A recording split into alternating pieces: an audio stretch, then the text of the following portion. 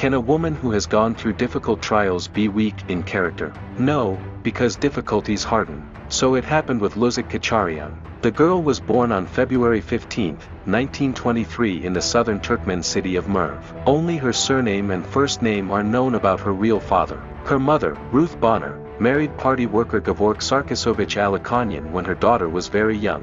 At the end of 1937, Ruth Grigorievna was arrested for counter-revolutionary activities and sentenced to correctional labor for a period of 8 years. After the mother, the stepfather was arrested, repressed, and then shot. A 15-year-old girl was left all alone with a little brother in her arms, with a stigma, the daughter of traitors to the motherland. After the tragic events with their parents, the children were sent to Leningrad to their maternal grandmother. Lusik was forced to change her first and last name in order to avoid the close attention of the NKVD and go to study at an ordinary school, and not at a boarding school for children of traitors to the motherland. That's how Elena Bonner appeared. The girl studied well enough at school and, despite her parents' anti-Soviet past, was accepted into the Komsomol. But in high school, at one of the meetings, Elena was forced to publicly abandon her cheating parents. The girl did not do this, for which she was expelled from the youth organization. In order not to starve, Elena worked as a cleaner and managed to study at the Pedagogical University at the Faculty of Philology.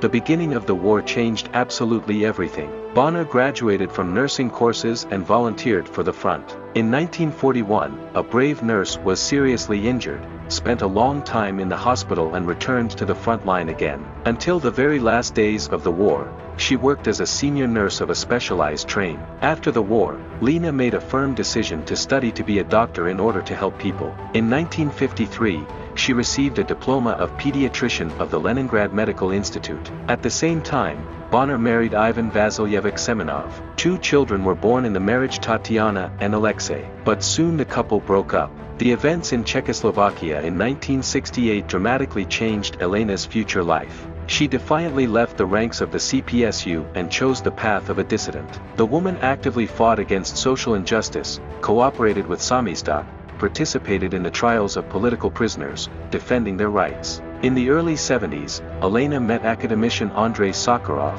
who also fought for the observance of human rights. At that time, the scientist was already a widower and raised 3 children alone. Why did the Soviet society dislike the academician's new wife so much? As soon as the couple legalized their relationship, Elena estranged her father from her own children. Andrei Dmitrievich moved to live with his lawful spouse, and left his 15-year-old son in the care of his daughter Luba, who had just turned 23. Tatiana, the scientist's eldest daughter, had already married by that time. The academician saw his own children less and less often, but he took care of his wife's children in every possible way. After the collapse of the USSR, Bonner's children, with the support of Sakharov, went abroad for permanent residence, but the academician, under pressure from his wife, did not give permission to leave to his own son Dmitry. Every year Bonner drew Andrei Dmitrievich deeper and deeper into the dissident movement. Several times he spoke in defense of the Refuseniks, Jews, even declared a hunger strike on this occasion.